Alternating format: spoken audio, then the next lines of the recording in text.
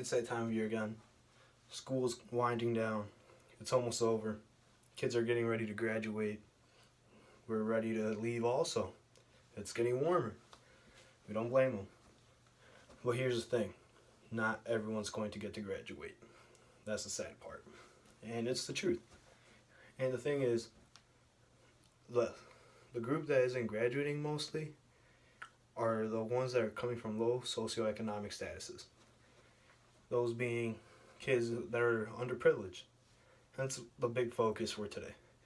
According to a study by the National Centers of Education Statistics, they made a study that lasted for a few years, starting off with kids in the 10th grade, so sophomores in high school, lasting for 8 years.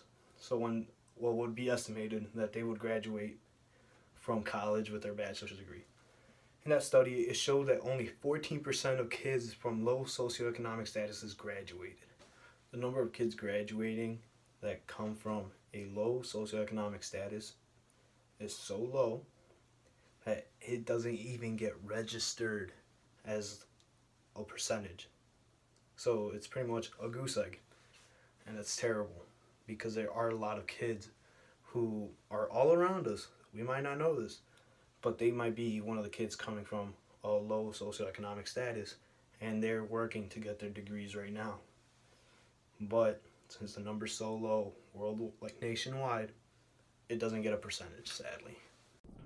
My topic is lack of resources for underprivileged students. Property tax plays a big role in funding for schools. Low taxes means low funding, and because people in low income pay low amounts of taxes, that equates to more low funding for the schools in poverty-stricken areas.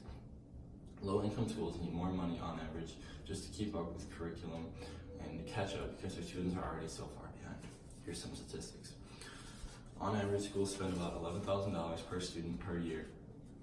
And the country's poorest districts receive, on average, about $1,200 less per student per year. Districts with the majority students of color receive about $2,000 less per student per year. Because people often live in segregated neighborhoods with high concentrations of poverty, they receive what's called a double segregation, meaning they get $3,000 to $3,200 less per student per year. That is more than 25% less funding per child per year, with schools that already need more money just to keep on track and to catch up with their students. This disconnect causes students to believe that they're not smart enough to succeed and causes students to not attend college and often give up before they can even graduate high school. When we hear the term high school dropout, we automatically think Steve Jobs and Bill Gates. But we have to remember, not everyone can be a dropout success story. Every year, over 1.2 million students drop out of high school in the United States alone. That's one student every 26 seconds, or 7,000 a day. About 25% of high school seniors fail to graduate from high school on time, let alone go to college. But some people think that it's just about the money or that they just don't feel like it. But that's not the case.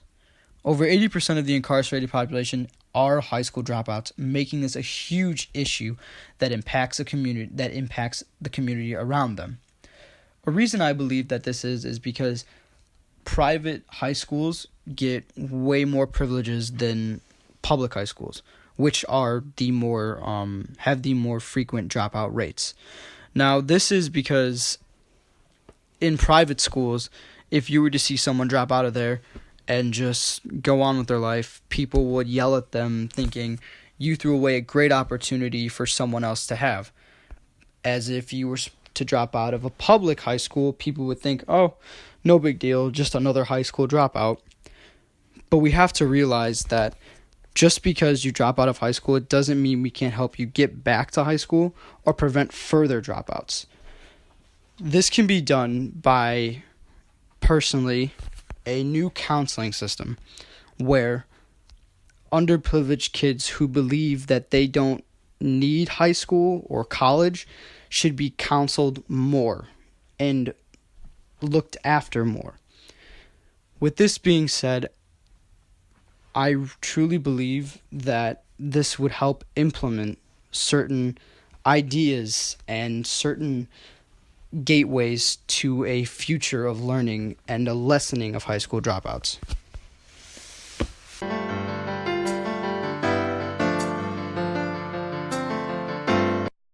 The National Center for Education Statistics began recording data on recent high school graduates enrolling in college by income group.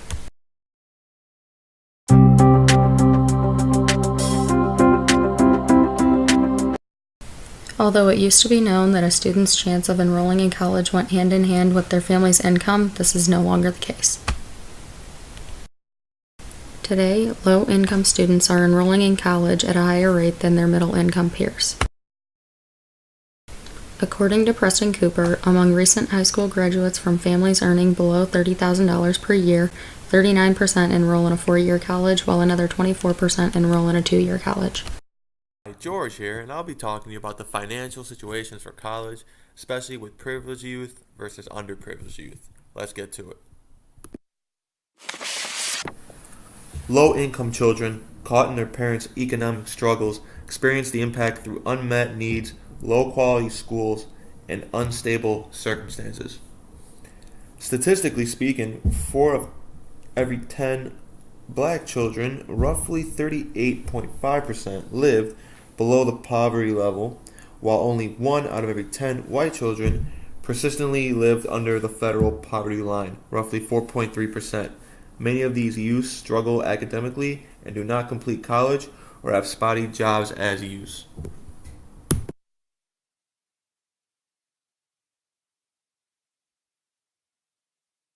Achievement as an adult and childhood poverty and the length of time that that child lives in poverty are all related. Children who are poor are less likely to achieve important adult milestones such as graduating high school or enrolling into college than the kids who have never been categorized as poor in their childhood. 1 out of every 5 children currently lives under the poverty line in the United States, while that number doubles for the children who have experienced living in poverty or categorized as being poor at least once during their childhood before the age of 18. Beyond childhood poverty and the financial situation of the child's parents, we must also look at the neighborhood characteristics and must keep in mind that the amount of times that a child moves households for negative reasons will also impact a child's future success academically in school. We know schools that are located in economically deprived areas, such as inner cities, have higher dropout rates than schools located in better economic areas like schools in the suburbs. But at the end of the day, college grants, scholarships, and financial aid is offered to children who are financially deprived, and at the end of the day, make it easier for kids to go to college and go down the road to success even though they're financially at a disadvantage.